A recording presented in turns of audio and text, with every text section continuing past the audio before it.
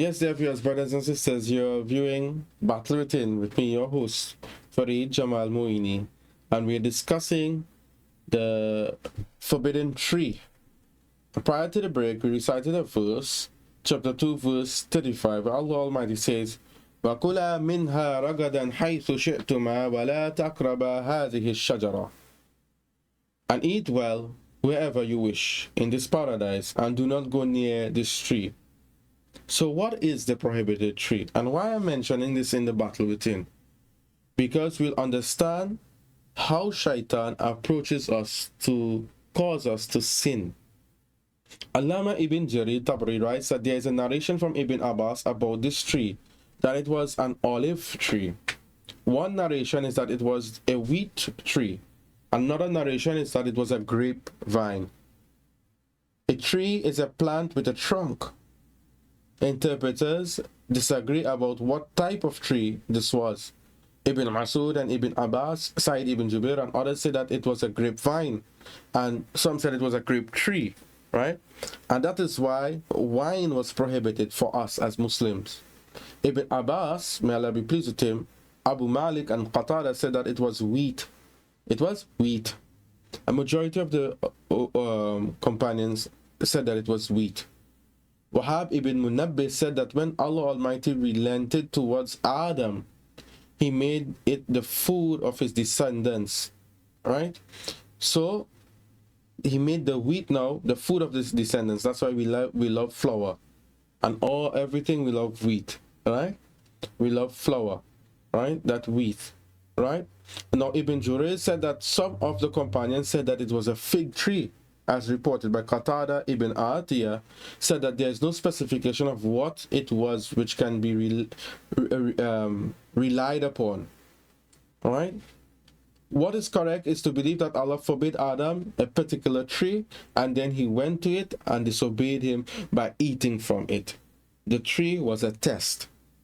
The study of the Quran revealed that Allah Almighty forbid Adam and Eve to eat the fruit of a certain tree, and He did not specify in the Quran which tree it was. So He did not mention the name of the tree or make any reference to it. Therefore, it is true that Allah Almighty forbid Adam and Eve from eating the fruit of a particular tree of paradise, but from all other trees He did not forbid it. We have no way of knowing which tree it was. Allah Almighty has not mentioned in the Holy Quran, nor has it been determined in the authentic Sunnah. And there are various sayings in this regard, that whether it was a wheat tree or an olive tree or a grape tree, it doesn't matter if it is, as it's not known which tree it was. As Allah says, لا تقربا هذه الشجرة فتكونا من الظالمين. Chapter 2, verse 235 of the Holy Quran. And do not go near this tree, lest you be of the unjust. ولا تقربا هذه الشجرة فتكونا من الظالمين. So dear viewers, beloved brothers and sisters, was eating from a forbidden tree sinful or not? That's the question. Eating from the tree, was it sinful or not?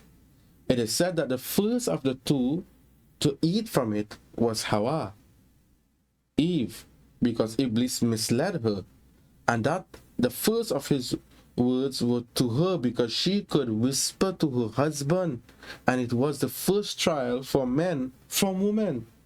When she mentioned it to Adam, he rejected it, and he mentioned the contract. وَلَقَدْ أَهِدْنَا إِلَىٰ آدَمَ 20, chapter 20, verse 115. Iblis persisted with Hawa, who in turn persisted with Adam alayhi salam, until she said, I will eat before you.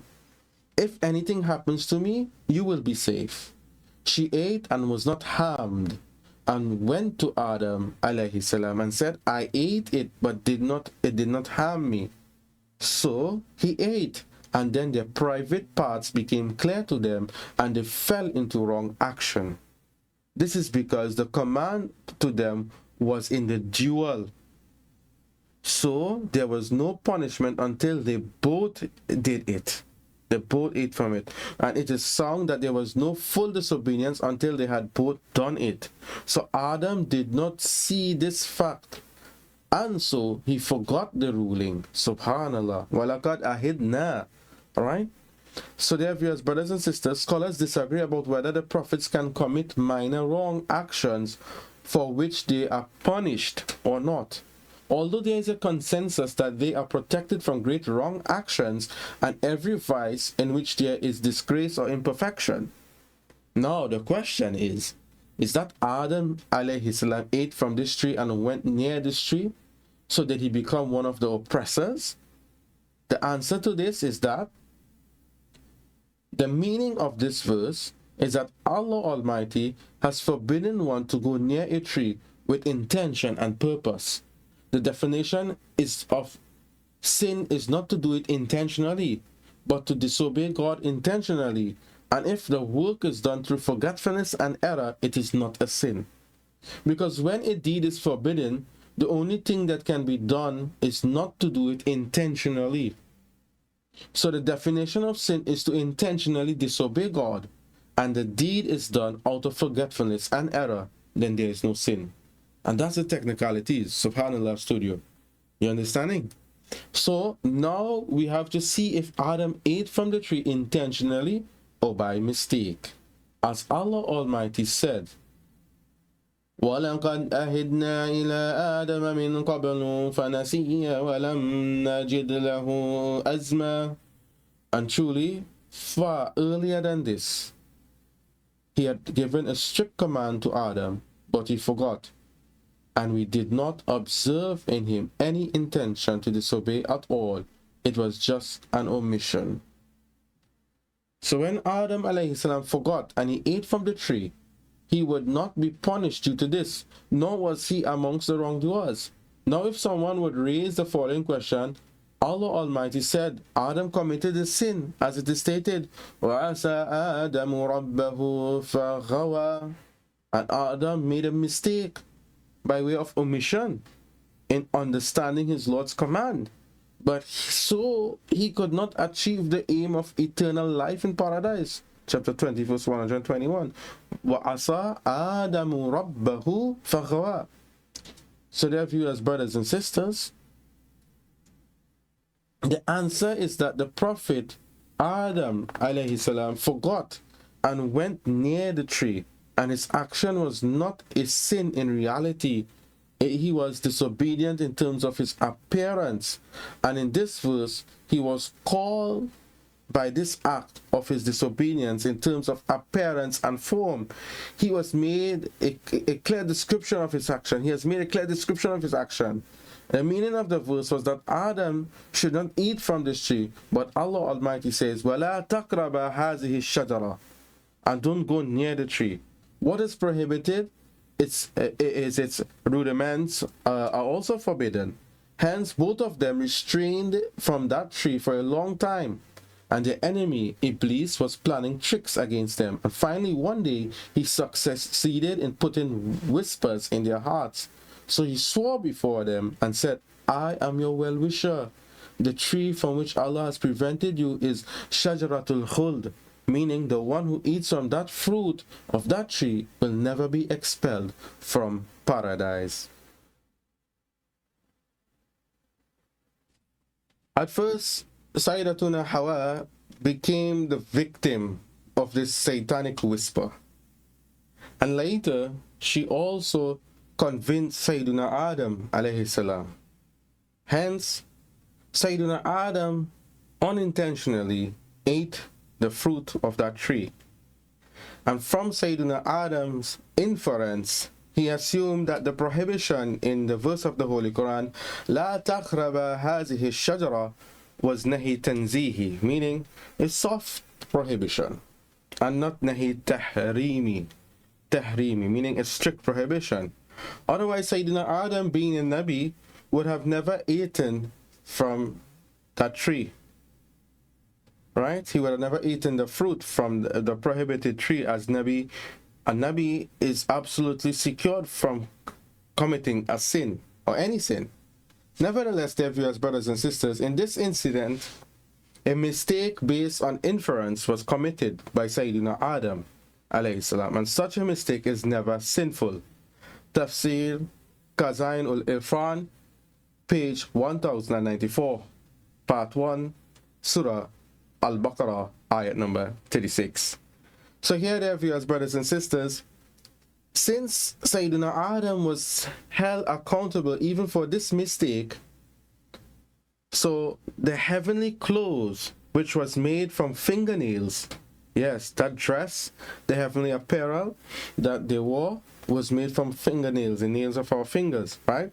It fell off the bodies of both of them instantly. And Adam and Hawa started hiding their private parts. Yeah, covering the aura. Right? And when the leaves of the heavenly trees, they used that to cover their private parts. And then Allah Almighty commanded them to leave the paradise and descend on earth.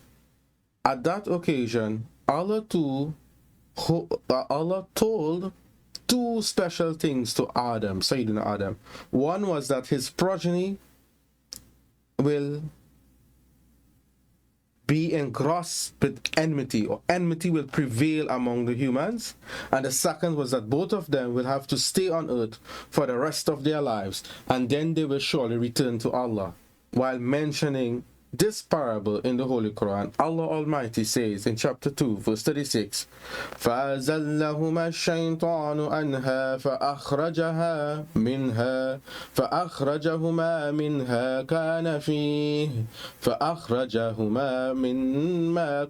فِيهِ. Then Shaitan shook them from that place and removed them from the blissful location where they were.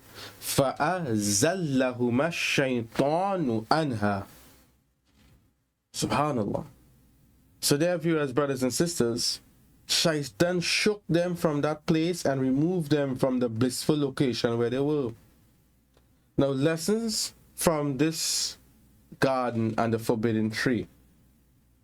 From today's discussion, we learn that the story of Adam alayhi salam and Hawa in the garden is not merely a narrative about the beginning of humanity. Rather, it reveals profound spiritual lessons about temptation, obedience, and the struggle between the human soul and Shaitan. Allah Almighty granted Adam alayhi salam and his wife immense blessings in paradise. They were allowed to enjoy its provisions freely, yes, with only a single command placed upon them not to approach a particular tree. This command was a test of obedience, discipline, and submission to the will of Allah. Shaitan, however, did not abandon his vow to mislead humanity through whispers, deception, and false promises. He gradually influenced them until they approached the tree, and that had been forbidden to them. The Holy Quran reminds us of this event, which occurred not through deliberate rebellion against Allah, but through forgetfulness and misinterpretation. After Satan swore that he was their sincere advisor, and Allah Almighty says in chapter 20, verse 115 of the Holy Quran, وَلَقَدْ أَهِدْنَا إِلَىٰ آدَمَ مِنْ قَبْلُ فَنَسِيَ وَلَمْ نَجِدْ لَهُ أَزْمًا. And indeed, we had already taken a covenant from Adam before, but he forgot, and we did not find him of firm intention to disobey. Right? Now this verse clarifies the action of Adam. And Adam was not an intentional act of disobedience, eating from the tree, but rather a mistake based on forgetfulness and his own inference. Nevertheless, even such a small lapse carried consequences, teaching humanity the seriousness of Allah's commands. And at the same time, this story opens an important theological discussion that has opened the minds of scholars for centuries. The infallibility, the isma of the prophets, peace be upon them. How do we understand the actions of the prophets when the Quran describes certain incidents such as this? The prophets are prophets capable of committing sins? What is the difference between a sin, an error, forgetfulness, and interpretative judgment in relation to the prophets? The scholars of Islam unanimously agree that the prophets are protected from disbelief, major sins, and actions that would compromise compromise their role as guides for humanity. Yet the Holy Quran sometimes mentions incidents which require carefully scholarly explanation so that the honor and perfection of the prophets remain fully preserved. Now, understanding this subject is extremely important because respect and reverence for the prophets is a central part of our faith. Misunderstanding these narratives can lead to confusion about their status and the role of the perfect guides of humanity. Therefore, in the next episode of The Battle Within, we will explore the important doctrine of the infallibility of the prophets. We'll examine how the scholars of tafsir, theology, and hadith explain the actions of the prophets and how these explanations protect the dignity and perfection of Allah's chosen messengers. By understanding this doctrine properly, we will gain a deeper appreciation of the spiritual leadership of the prophets and their role in guiding humanity through the ongoing struggle against the nafs and shaitan. And through this understanding, we come closer to learning how to win the battle. And that's why I've decided to mention it in this order of presenting to you. Because some people may say that we are all sinful. We all commit sins. Nothing's wrong committing sins. The prophets did so. Na'uzubillah. And some people even made the statement that even Prophet Muhammad, na'uzubillah, is not the perfect one. He is the perfect one. He is the role model, the guide to the straight path. Innaka la tahdi ila siratin mustaqim. Verily you guide to the sirat al-mustaqim. And also, innaka la khuliqin azim. You are of the most exalted character. So we need to understand this, dear viewers, brothers and sisters, because we may fall to the temptations of shaitan, to his whispers. We are tempted.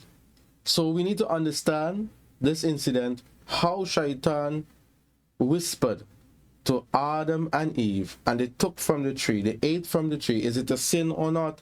It's an inference of shaitan, of Adam, and his proper inference. What occurred? Can prophets be fallible?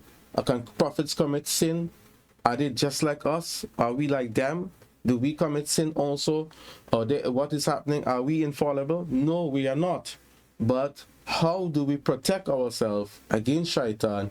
Stay viewing, keep viewing, inshallah, as we continue on this discussion. Assalamu alaikum wa rahmatullahi ta'ala wa barakatuhu.